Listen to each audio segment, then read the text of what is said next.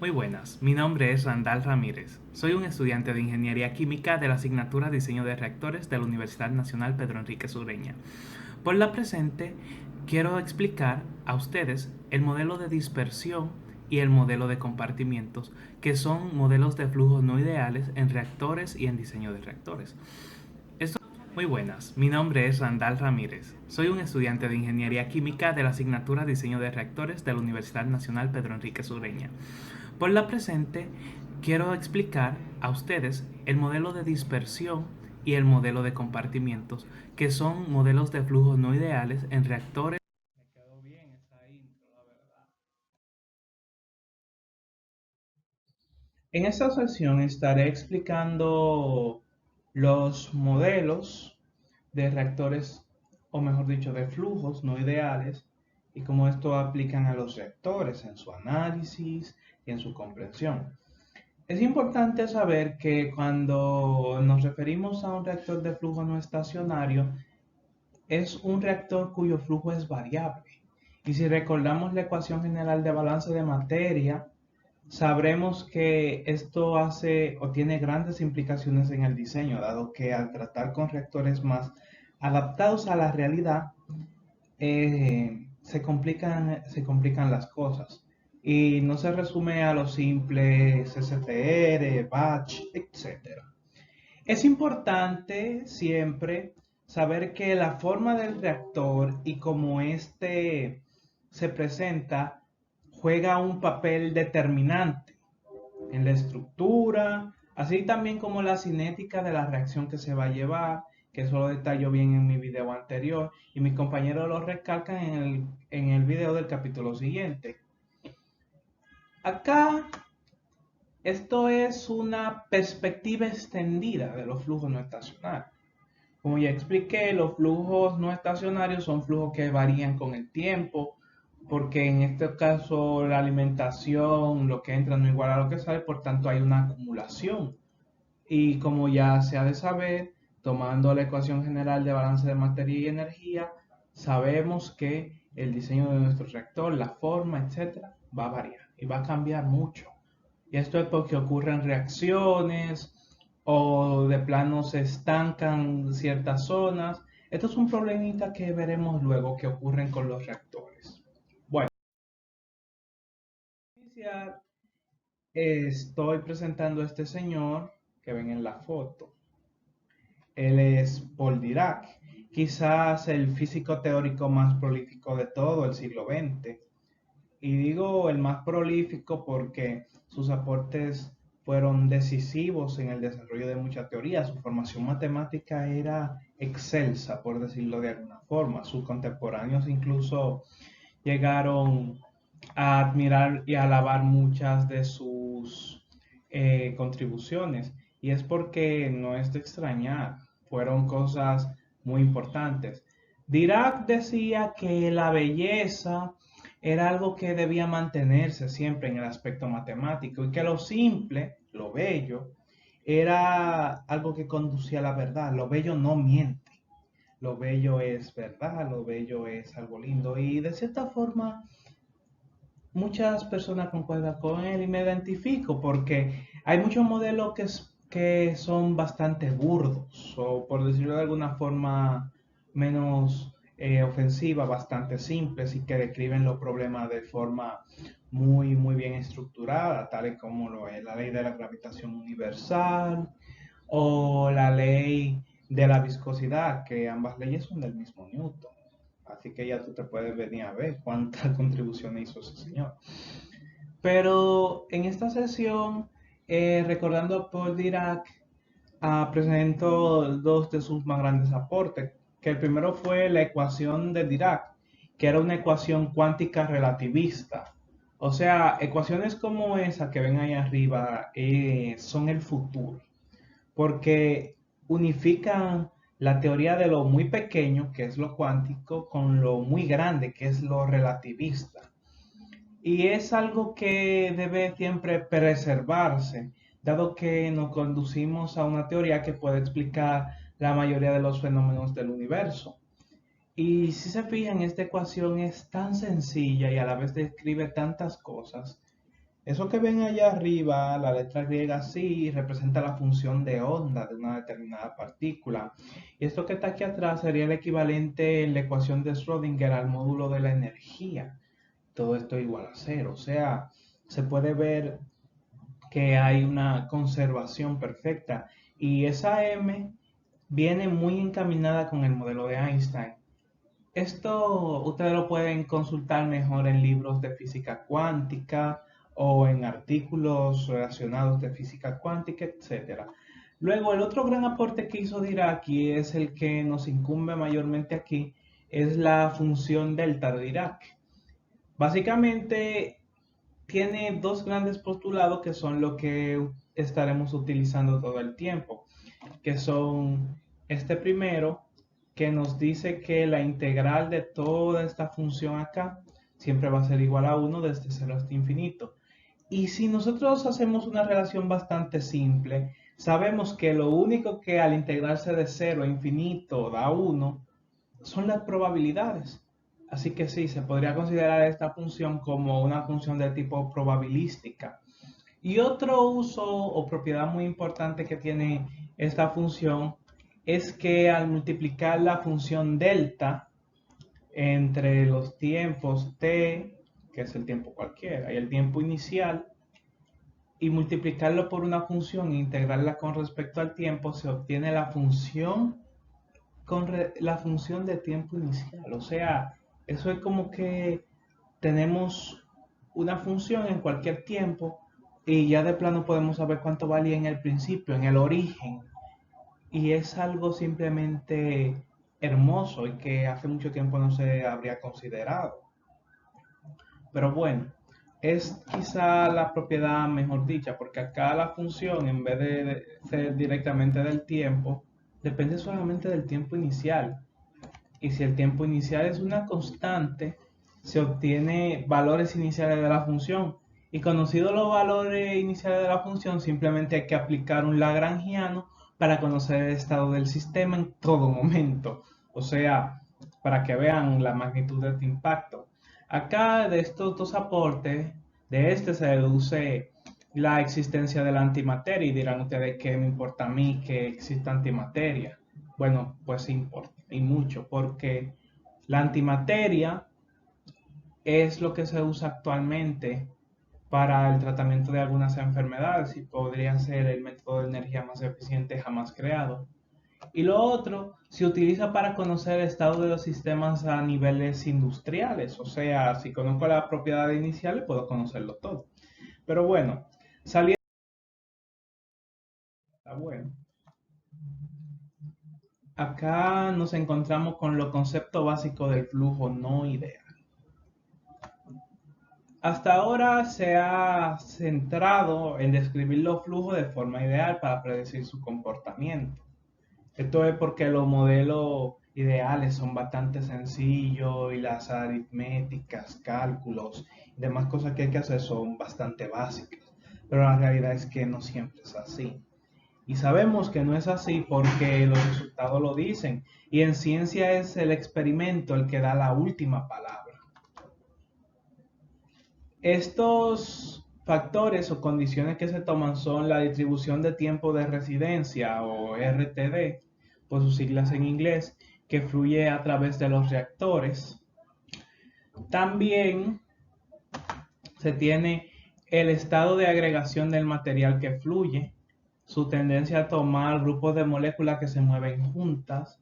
Esto es que, por ejemplo, no es fácil o no es lo mismo uno mover un gas que mover un líquido en un reactor y esto se explica muy bien en fenómenos de transporte, en este tópico de la ingeniería química que se encarga de cómo varían propiedades como el flujo de cantidad de movimiento, el flujo de calor y los flujos máximos.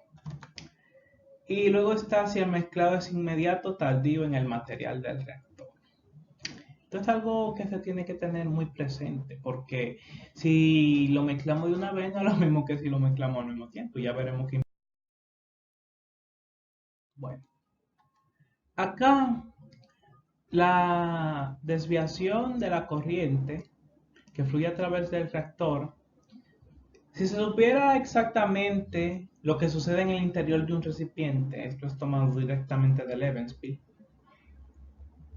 Es decir, si se contara con una representación completa de la distribución de velocidades del fluido, entonces en principio se podría predecir el comportamiento del recipiente como reactor.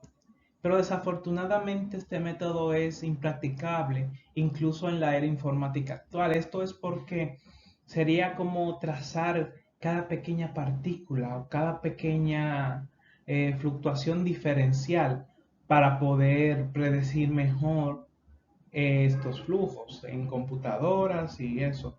Y de hecho, a la época que se había escrito este libro aún no habían tantos avances, pero por ejemplo, hoy en día hay métodos de resonancia magnética en fluidos, por ejemplo, en tubos de petróleo o oleoductos, como quieran llamarlo.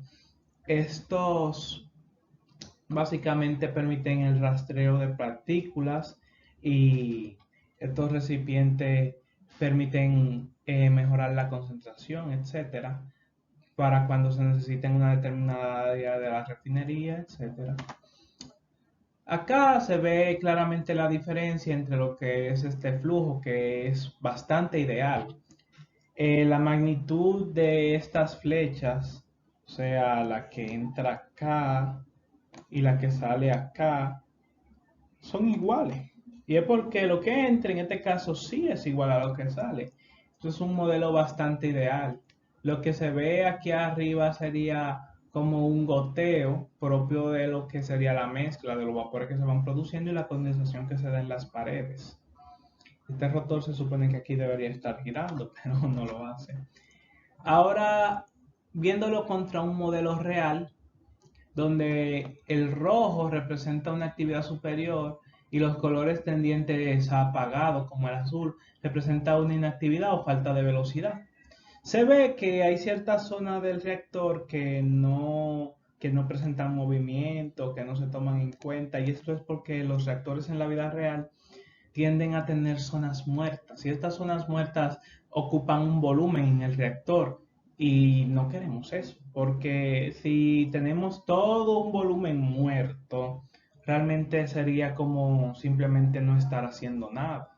Porque si hay una mezcla que requiere movimiento, por ejemplo, la saponificación de jabón a gran escala, esto no será posible y tampoco sería muy rentable el ver estos modelos de esa forma. Bueno, eso lo el estado de agregación del material que fluye, su tendencia a formar grupos de moléculas que se mueven juntas. Acá, por ejemplo, tenemos un material que puede ser de tipo un fluido, un microfluido o un macrofluido. Acá los gases y varios líquidos poco viscosos, como lo podría ser el agua, tienen moléculas bastante pequeñas. Y esto, si nos damos cuenta, tiende a hacer o a formar una distribución más pequeña de capa. Y entonces los perfiles que se podrían mostrar acá serían bastante lineales y perfectos. Que si vemos por acá un perfil como este, que en el cual la viscosidad del fluido se va distribuyendo perfectamente desde la pared hasta acá. Acá el transporte de cantidad de movimiento y la torsión generada por el fluido sería bastante, como decirlo, baja y se requeriría menos energía. Ahora, si el fluido tiene partículas que son bastante grandes, las capas son mayores y el modelo de dispersión tiende a ser un poco más, ¿cómo decirlo?, variado y tiende a presentar fallas y eso, y se requiere mucha más energía porque no es lo mismo tú empujas agua que empuja, por ejemplo, miel u otros compuestos, se requiere mayor cantidad de energía y hay que ver también la variación de la temperatura. Bueno, para estos sistemas de dos fases que se toman en cuenta, ellos presentan variaciones. En fluidos, inmediatamente ocurre esto, se puede ver una corriente. Y de ordinario, en reactores ordinarios de una sola fase, esto no tiene mucha importancia. Donde sí tiene mucha importancia es en las mezclas. porque esto va cambiando el sistema de la corriente entrante y los reactivos, y básicamente esto crea diferencias esenciales en la forma de la distribución de flujo y en el perfil.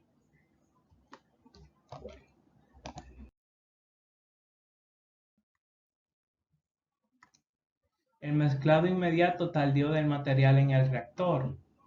Por ejemplo, suponiendo que el tiempo se desplaza de esta forma, si vemos un material que nunca se mezcla, no tiene por qué tener alteración en sus partículas, o sea que todo iría, digamos, en un orden tal que así. Y siempre iría así. En flujo pistón, el perfil de velocidad tiende a ser cero, mejor dicho, tiende a ser lineal, porque en el flujo pistón, la fuerza que se aplica sobre el pistón o la presión sobre el fluido sería lo mismo. Esta tiende a crear una distribución de flujo lineal que simplemente desplaza la partícula en una línea, y esto nos permite a nosotros decir que estamos frente a un flujo pistón. Ahora, cuando se mezcla al entrar, que implica que entramos, mezclamos y sacamos, esto hace que las moléculas tomen ciertos ordenamientos, se adquieran diferentes choques, diferentes colisiones, etc. Y esto se ve a lo largo del tiempo.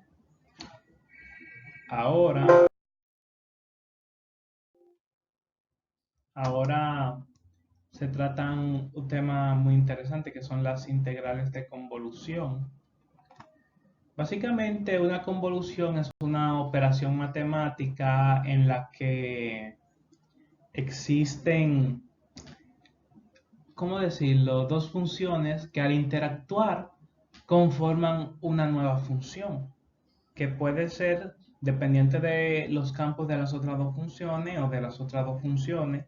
Y esto es muy importante en teoría de imágenes, así como resonancia magnética, etcétera, dado que permite una construcción de imágenes. Aquí se puede ver cuando vemos el cuadrado que pasa sobre esta superficie que parece ser logarítmica, acá, esta curva, que forma una nueva imagen que corresponde a alteraciones o mezclas de ambas funciones.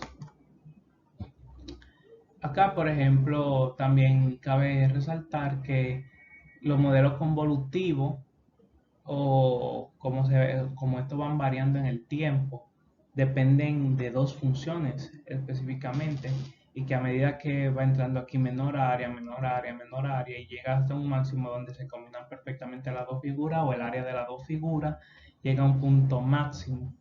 Y esto es muy útil dado que permite conocer mejor los perfiles y utilizarlos en computación. Okay. Ahora la función delta de Dirac, que es explicada un poco más detallada.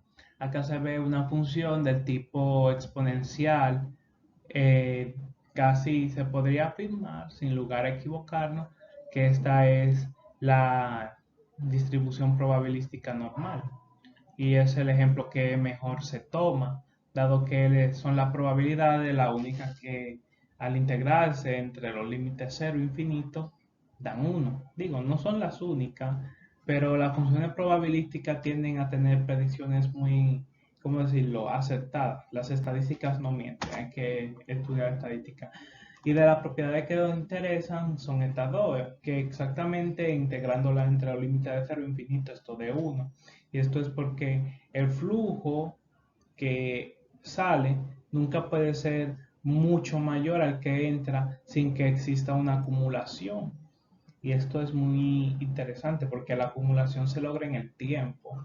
Y si el flujo de salida no está más grande o el de entrada no está más pequeño que el que está saliendo, implica que hay un error quizás garrafal en el diseño del reactor. Asimismo, para obtener la condición inicial a integral de 0 a infinito, la función delta de Dirac por una función de tiempo, se obtiene la función en el tiempo cero, o el valor de la función en el tiempo cero, en caso de que no sea una ecuación diferencial. En caso de querer ampliar este tema, pueden consultar el libro de ecuaciones diferenciales de Dennis Seeley y Warren S. Wright, la octava edición. Acá se puede apreciar cómo el volumen total, como ya había explicado, se divide en dos grandes zonas, que son la región activa y la región muerta.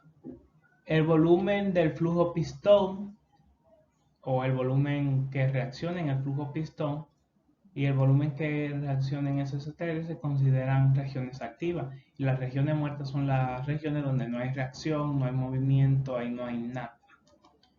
Y meramente ya con el flujo se considera total y se divide igualmente en región activa, región muerta y flujo de bypass. Este es flujo que se puede ir insertando, sacando para mejorar la reacción. Operaciones simples como esta pueden ser reciclamiento o el purgado, etc.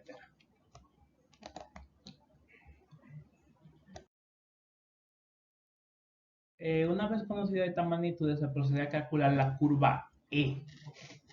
E es una curva que relaciona las formas, la distribución del perfil del fluido, y esto permite determinar ciertas propiedades. En muchas de estas el ajuste será perfecto, en algunos casos por la dificultad de integrar estas funciones partiendo de la regla básica de integración, en cuyo caso se recurre a modelos o métodos numéricos que aproximan a un valor aceptable. Es usual que estas funciones de E, que es la distribución de la edad del fluido, H, sea una curva bastante alocada, y por eso muchas veces se depende en gran medida de la integrales de área, integrales numéricas, y esto es muy importante. De las propiedades más importantes de la curva de edad es que el área debajo de esta nos da un producto que relaciona perfectamente el tiempo con la concentración, y esto es muy importante de estudiar, dado que la edad de un determinado fluido dentro del reactor o el tiempo que éste pasa dentro del reactor nos permite a nosotros saber el tiempo de reacción y relacionarlo directamente con el espacio-tiempo dentro del reactor.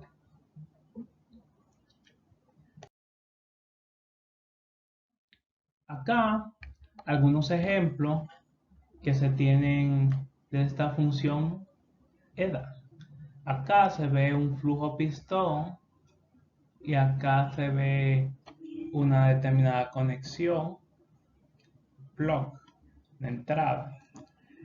Acá el área debajo de esta curva, desde aquí hasta infinito, que debería ponerlo siempre, hasta infinito siempre va a dar 1. Esto que vemos acá, el volumen sobre el flujo volumétrico es el tiempo, y esto es la edad, que se mide en segundo a la -1. Por lo tanto, esta curva tiene unidades adimensionales, esto para simplificar el estudio matemático. Acá, este volumen que se tiene acá en el reactor es un volumen muerto. Entonces solamente se toma los volúmenes de las áreas activas para hacer este cálculo de área en relación con las edades, y se relaciona directamente con el flujo. Acá cuando hay, por ejemplo, un purgado, esto es purgado, entonces se ve cómo varía la curva de edad y da dos picos. Esto es porque se insertan fluidos que tienen diferente tiempo en la reacción, o sea, tienen diferentes edades, y por tanto se presentan diferentes picos. Pero esto no quita la propiedad de que al integrar desde cero, o sea, desde acá hasta infinito, esto sea igual a 1. Y por supuesto las áreas. Las áreas, cuando se tiene el flujo, o mejor dicho, la función f, que se detalla perfectamente en el capítulo 11, esta área tiende a ser un parámetro de tiempo que relaciona directamente con el volumen y el flujo volumétrico que debe tener un reactor, y esto permite hacer los cálculos al momento de las compras.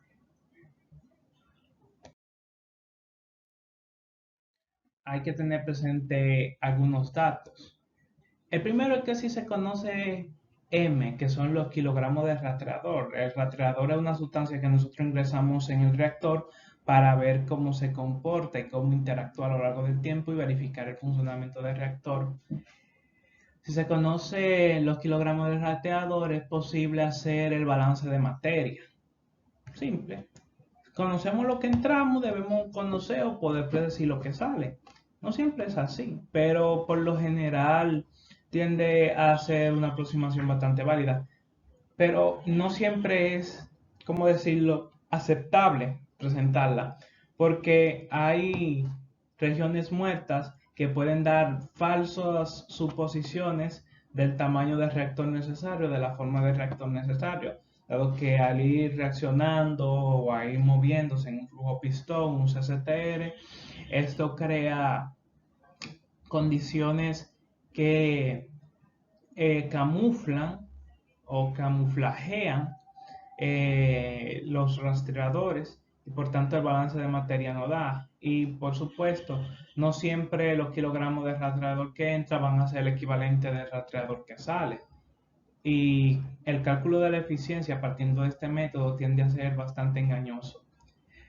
Se puede conocer el volumen y el flujo volumétrico para el modelado, pero se debe tener en cuenta que el tiempo medio observado puede dar lugar a suposiciones falsas. Esto es que el tiempo observado es menor que el tiempo medio o que el tiempo observado sea igual al tiempo medio, en donde se debe tener presente que el tiempo observado es el volumen activo sobre el flujo, o sea, el volumen que realiza una función dentro del reactor, y que el tiempo medio va a ser igual al volumen total sobre el tiempo. Si es verdad que el tiempo observado y el tiempo medio son iguales, esto implica que el volumen activo es el volumen total del reactor. Por lo tanto, esto será muy benéfico, dado que se hace una suposición completamente verdadera, pero no siempre es así y no siempre se puede tomar el parámetro tiempo observado para determinar esta propiedad.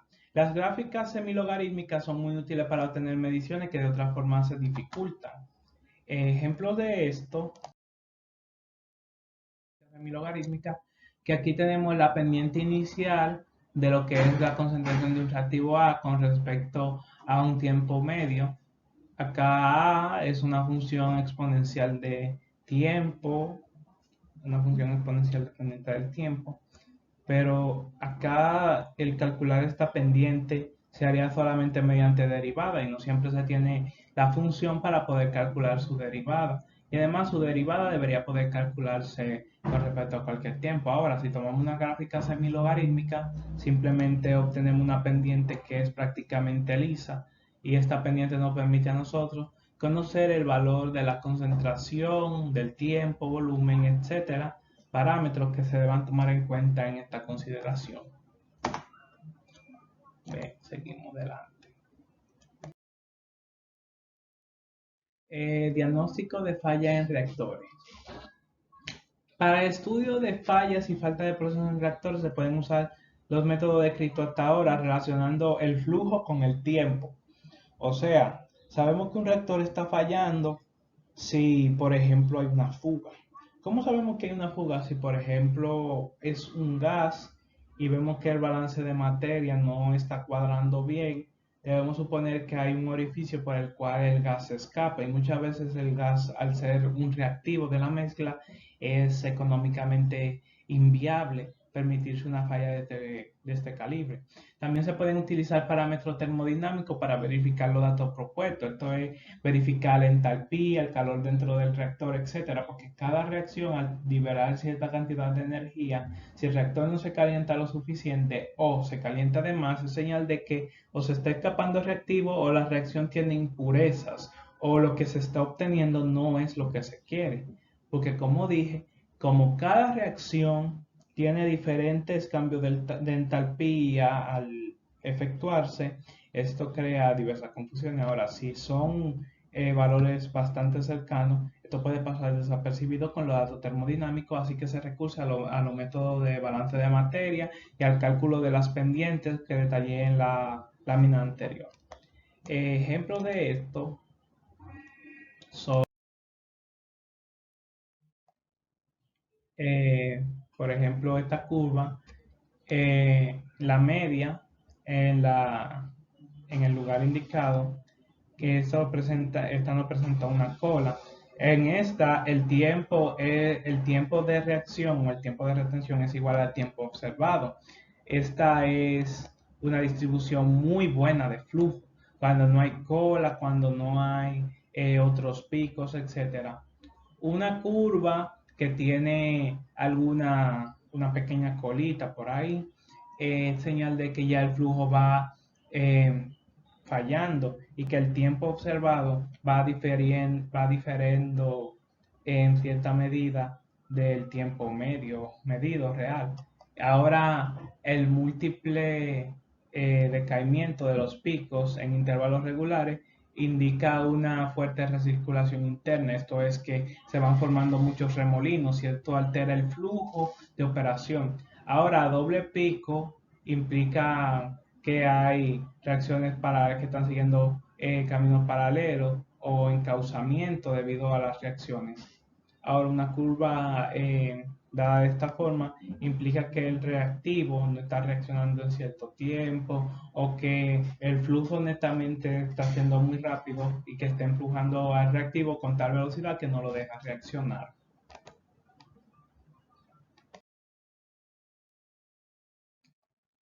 Otra, otra consideración a tener presente es el decaimiento conforme C. C es un parámetro que se tiene de la reacción que, que está muy relacionado con lo que es la concentración y la edad principalmente.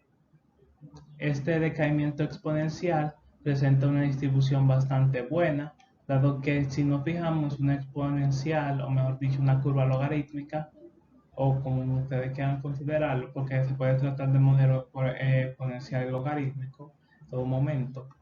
Pero acá este pequeño retraso en el tiempo indica que hay flujos mezclados o que hay una pérdida, etcétera, y una recirculación interna lenta, o sea, un poco mezclado, la falta de energía dentro del fluido, etcétera, va a conducir a este modelo de pico.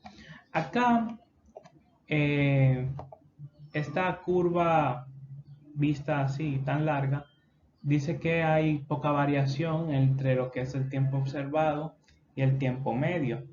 Pero no siempre esto es verdad, porque esto puede deberse a diversos factores y puede también variar con el tiempo. Es algo que se debe tener presente al ver este valor medio en la curva de temperatura, indica que el fluido se queda estancado. Una curva demasiado larga implica que el fluido no está realizando su operación, o sea, lo opuesto a esta. Y una curva que tenga un pico temprano con un circuito, con un cortocircuito de la entrada a la salida. O sea, que se va cortando el flujo, que como que hace la rejilla de flujo, la boquilla, la manguera de alimentación, se va cerrando y abriendo en el tiempo. Bueno, ahora los modelos de dispersión. Los modelos de dispersión se estudian desde un punto de vista meramente, ¿cómo decirlo? Estadístico, por decirlo de una forma. Hay métodos como el método de Monte Carlo que permitiría hacer una aproximación teórica excelente, pero no siempre se disponen de equipos porque para hacer el método de Monte Carlo se requiere de un procesamiento extremadamente grande, una capacidad de cómputo que no puede ser frenada. O sea, incluso se podría requerir de una supercomputadora para hacer un modelado como Dios manda. Los modelos son útiles para representar el flujo en recipientes reales, para el escalamiento y para identificar el flujo defectuoso. O sea, ya se ven tres aplicaciones de este método de dispersión que varía del método de los canales, porque acá en vez de estudiar los flujos y cómo esto varía sus perfiles con el tiempo. Acá se estudia la dispersión de la partícula. En fenómenos de transporte, esto se puede considerar como pasar de un estudio macroscópico a ir a un estudio meramente microscópico, o sea, para que se vea la diferencia. Y estos modelos de dispersión incluso pueden pasar de microscópico a un nivel molecular. Así que hay que tener presente que como varía el transporte de las magnitudes dentro del reactor, será objeto de estudio. Existen diferentes tipos de modelos, lo que depende si el flujo es cercano a tanque agitado, flujo pistón o intermedio entre estos. O sea, no es lo mismo yo tener un flujo pistón o un tanque agitado. Esto es porque los perfiles de flujo van variando con el tiempo. Por ejemplo, para un flujo pistón, la distribución de flujo tiende a ser lineal. Considerando que esta es la torsión tau, esto identifica muy bien lo que es un flujo pistón.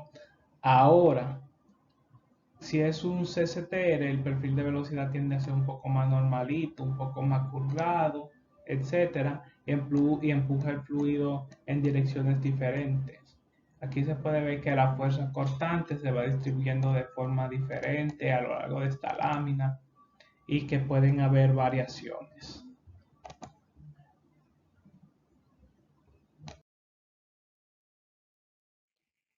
Ahora uno se puede preguntar qué modelo uno puede utilizar para poder predecir. Bueno, en el libro de Ingeniería de las Reacciones Químicas de Octave Levenspiel detallan ciertos métodos que tienen que ver con el Reynolds y cómo esta propiedad del fluido va meramente variando. Y en función de ciertos parámetros, como lo puede ser la longitud sobre el tiempo de reacción o la longitud sobre otro parámetro, se puede obtener curvas similares a esta, o mejor dicho, gráficos similares a esto, que puede encauzarnos o hacer tomar un modelo. Tenemos un modelo de difusión pura, si cae sobre estos regímenes y estos Reynolds. Acá luego se tiene ecuaciones de modelos de dispersión y acá se tienen el uso de modelos convectivos puros. Los modelos convectivos son una bendición dado que permiten explicar desde un punto de vista experimental y también refugiarse en cierto modelo teórico para su aplicación. Y acá un modelo de flujo de régimen intermedio es algo complejo porque ya a este nivel hay que hacer un estudio teórico y práctico del fenómeno. Pero siempre se puede consultar en el capítulo número 13 este gráfico del libro Chemical Engineering Reactions de Octave Levenspiel para poder siempre hacer una predicción más certera. Continuando, eh, un trazador. Esto es que nosotros a introducir un pulso en el tiempo o un rastreador en el tiempo, que son estas partículas que nosotros vamos a medir cómo reaccionan, cómo interactúan dentro del reactor y este ir expandiéndose a su longitud, se tienen algunas consideraciones. Por ejemplo, al introducir un pulso de trazador en el tiempo inicial a una determinada velocidad, se ve que el trazador, a medida que va reaccionando, el tiempo y el tiempo observado van muy cerca, porque la longitud no se ha separado. Es como cuando uno mete una línea y ve que esta línea se va dispersando a lo largo del tiempo. Una línea, por ejemplo, por poner un ejemplo, puede ser, digamos que se inyecta colorante en una tubería transparente y se ve cómo este se va dispersando en el tiempo. Eso mismo hace esto, que entre más abierta la curva, mayor dispersión. Y acá llega un punto que si hay mucha longitud, esto llega a ser plano. O sea, que ya prácticamente lo que hay de fluido que se inyectó, del reactivo que se inyectó, es una capa. Bueno, una consideración a tener pendiente es que acá Si, por ejemplo, el flujo varía, o mejor dicho, la dispersión de la traza varía de este a este mucho, el reactor tiene mucha dispersión. Esto es bueno para algunas reacciones, malo para otras.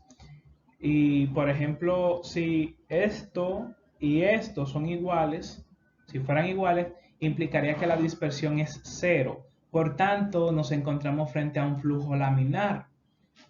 Y estos flujos laminares se tratan mucho en industrias como la textil, la de pintura, porque hay pruebas con agujas, etcétera, que permiten ver cómo una línea de fluido se va sin dispersión. Y hay experimentos que comprueban esto. Así que la velocidad, el pulso de entrada y el pulso de medida tienen que guardar cierta correlación o cierto parámetro, y esto influye mucho a la hora de decidir qué reactor comprar.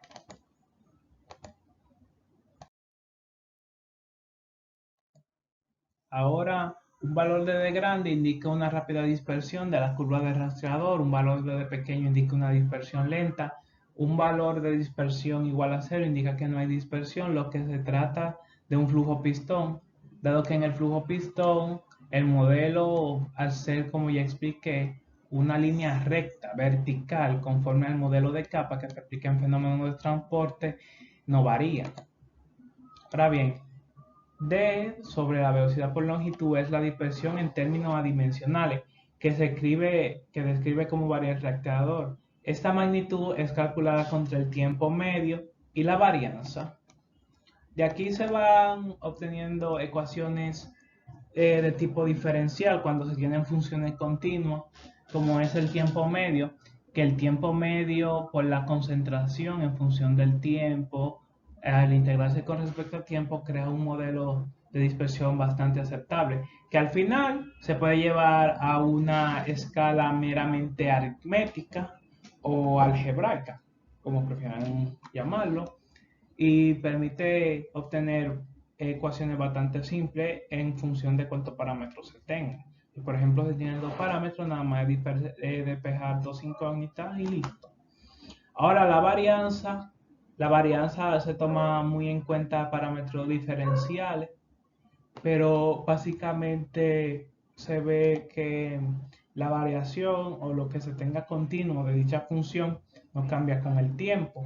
Ahora también existe un modelo que es meramente algebraico que permite predecir estas actividades, pero que por lo general en la varianza no se toma mucho en cuenta porque casi siempre o siempre hay una forma útil de calcular estos parámetros de forma continua.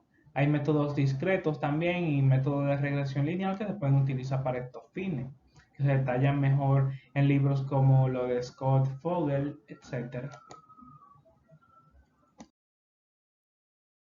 Ok, acá la concentración y el tiempo, una pequeña varianza da como resultado una curva que tiene una longitud bastante pequeña. Esto es que la dispersión de la concentración es muy pequeña. Ahora, si se tiene muy grande, esto aleja dos tiempos y se puede ver, mírense la diferencia del tamaño de esta curva, o sea, son bastante considerables. Acá se ve una variación en la altura media de los picos y básicamente el estudio de estas variaciones hace poco factible eh, que se tenga un comportamiento uniforme a lo largo del reactor. La varianza, al ser reducida a la desviación estándar, este pico sería aún más fino y esto acá sería un poco más pequeño, pero aún así sería muy significativo en comparación con esto.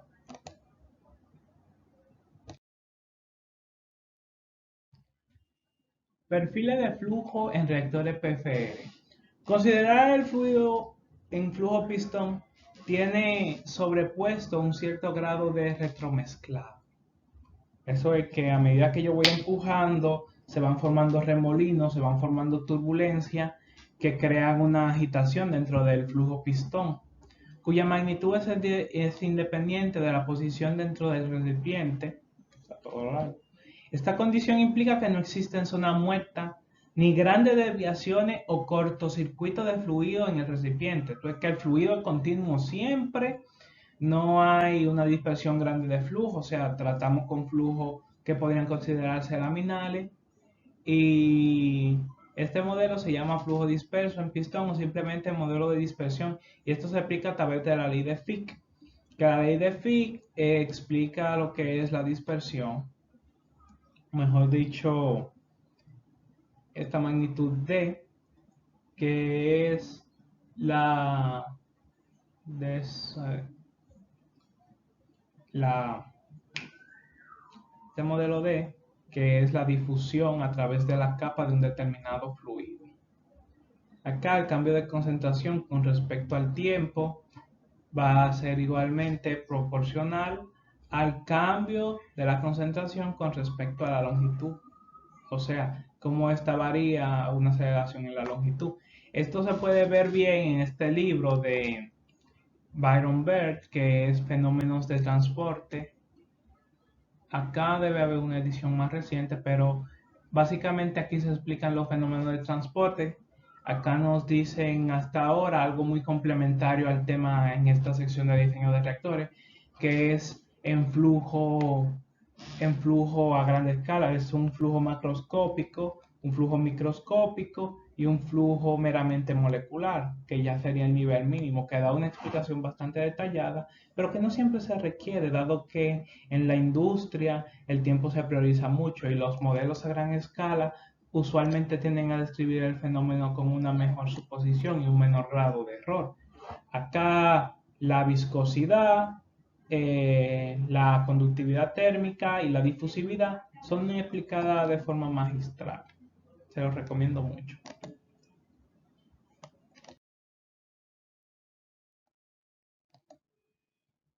Acá, este perfil de velocidad plano es propio de un flujo pistón, que es lo que he estado diciendo a lo largo de todo el tiempo. Y acá cuando hay fluctuaciones, estos se deben a diferentes velocidades y a turbulencia en la difusión, porque se van creando pequeños remolinos en el flujo. Ese flujo corresponde a un sistema con un Reynolds muy alto y por ende un flujo que no es laminar por ejemplo se debe a falla de pistón, porque por ejemplo en un pistón que vaya normal, la presión va a ir simplemente desplazándose a una velocidad uniforme, pero en un flujo no normal la presión va a ir parándose, el flujo se va a ir cortando y van a haber ciertos problemas.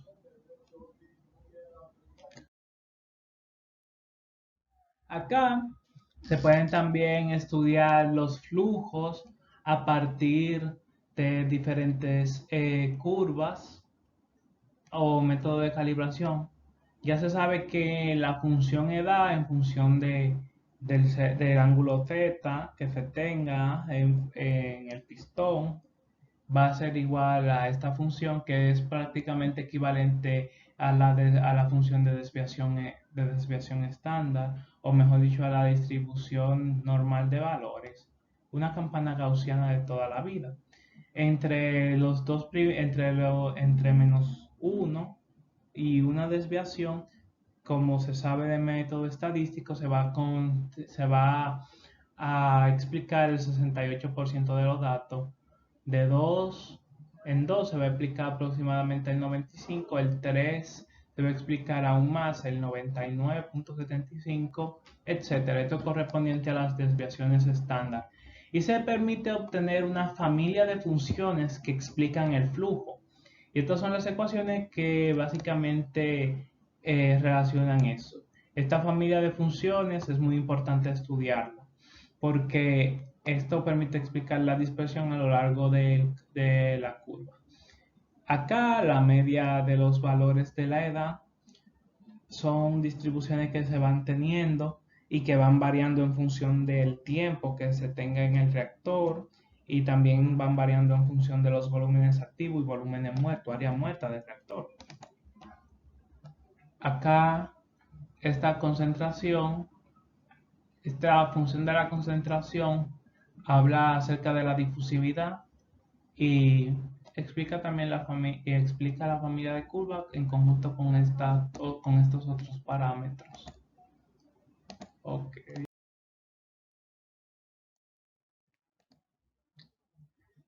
Muchas veces no es posible que se puedan construir los modelos, las curvas o las familias de funciones, pero partiendo de funciones de tiempo, es muy factible poder explicarlas utilizando este método de varianzas y tiempos estándares o tiempos de la edad. Acá se ve como el parámetro θ, que es una función directamente del tiempo medio, relaciona el volumen, el flujo volumétrico y el tiempo medio de la edad. Y como siempre, esto tiene que ser igual a 1 porque es una distribución meramente probabilística. Acá se obtienen estos modelos que describen una familia de funciones a lo largo del tiempo y cómo éstas se relacionan. ¿Ok? Y de nuevo, como teníamos en la diapositiva anterior, este modelo explica determinados parámetros para lo que es la construcción de la curva. Acá se ve el flujo mezclado y también ocurren retromezclas, que es cuando el fluido hace una, ¿cómo decirlo? Una devolución, se devuelve. O sea, nosotros lo echamos para un lado, pero entonces él da la vuelta y vuelve. Esto es común en fluidos no newtonianos, que también es algo que se debe tener presente a la hora de diseñar un reactor, si el fluido va a ser newtoniano o no newtoniano.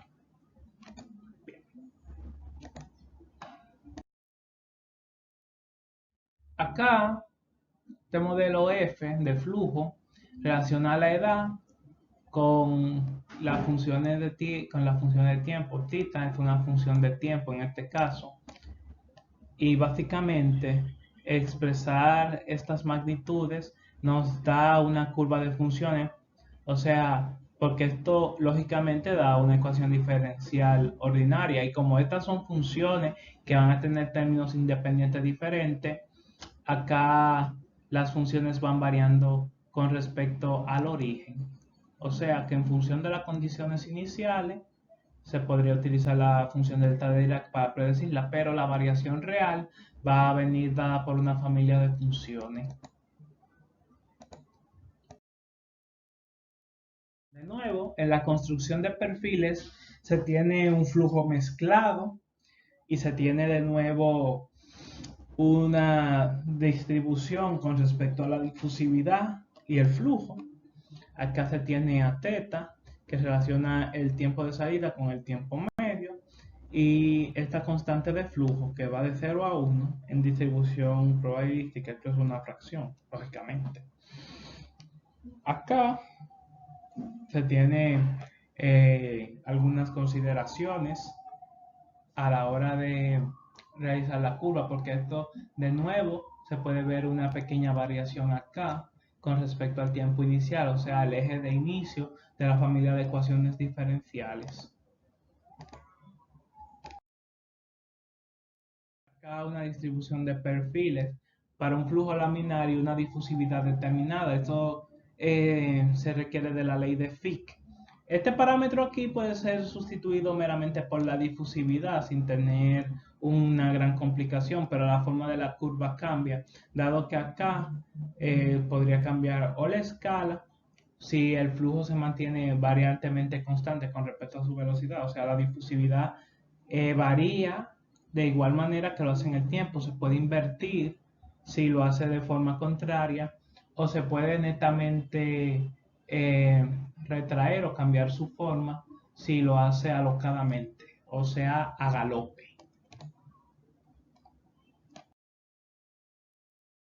De nuevo, cuando ocurre una reacción en, por ejemplo, un flujo pistón, se ve un flujo entrante y un flujo saliente que tiene una distribución de dispersión diferente. Acá la velocidad se evalúa en función del cambio de presión, o mejor dicho, del cambio de concentración. También se puede relacionar con presión y otros parámetros de la ley de los gases, o claro, si es un gas. Si es un líquido, se pueden utilizar modelos ajustados que expliquen el comportamiento de los líquidos y cómo este van variando. Pero como los líquidos son incompresibles, o se asume que es un incompresible, dado que su compresión es muy pequeña, se tienden a crear estos modelos simplificados. Acá la velocidad con respecto al tiempo tiene una forma bastante conocida ya. Esta es la forma de la derivada. Al echar el límite o hacer los límites, se llega a la conclusión de que se puede escribir la forma diferencial de C de t, que corresponde con la rapidez de una reacción. Y de nuevo, volvemos a la diapositiva anterior que expuse junto con la ecuación de Arrhenius. Ahora, finalmente, se tiene un modelo de difusividad, las cuales tienden a desarrollarse en diferentes capas. Acá la concentración de A con respecto a la concentración de A inicial varía en función de la concentración y se obtienen funciones diferenciales que explican la varianza, que explican la dispersión en forma de una distribución normal. De aquí que para todo estos modelos se tengan diferentes soluciones. En pocas palabras, lo que se puede afirmar o lo que podemos afirmar ya con toda esta nueva información es que se llega a la conclusión de que para flujos no estacionarios su estudio es bastante complejo, eso es lo primero. Depende mucho de sus condiciones iniciales, depende del tiempo, del volumen activo, de los parámetros, de otros parámetros que se tengan como son la temperatura, porque acá de nuevo intervienen los órdenes de reacción. Espero poder mostrarles con más detalle, quizá algún ejemplo que exponga más adelante, pero de momento estas son las cuestiones principales a tener presente en este flujo. En los reactores, principalmente flujo pistón o reactores de flujo no continuo, ¿por qué no se toman en cuenta los batch? Bueno, porque los batch por definición no tienen flujo. Así que son reactores en sí bastante simples. Pero se puede ver una correlación directa entre lo que es el diseño de reactores, los fenómenos de transporte, las predicciones teóricas de la teoría relativista, y todo esto es hacia la industria, y se puede dar el mensaje de que no siempre en la ciencia se avanza solamente para cosas que se quieren, sino que se avanza para cosas que se necesitan. Y eso ha sido todo. Espero que la pasen muy bien y espero que hayan entendido muy bien. Si hay duda, por favor, déjenla en los comentarios, que estas serán atendidas a la brevedad. Gracias.